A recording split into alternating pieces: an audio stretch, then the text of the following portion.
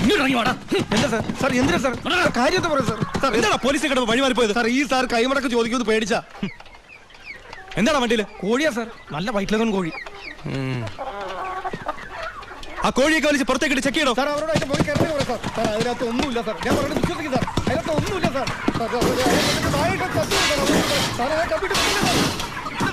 പിന്നെ എന്തിനാണ് നീ ചെക്ക് പോസ്റ്റിൽ കാശ് കൊടുത്തത്?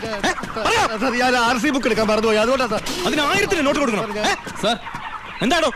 എല്ലാം ചെക്ക് ചെയ്തു, ഇതിൽ കോഴി അല്ലാതെ വേറെ ഒന്നുമില്ല സാർ. നിന്നെയൊക്കെ തെളിവ് സത് എന്തെങ്കിലും എന്റെ കിട്ടും.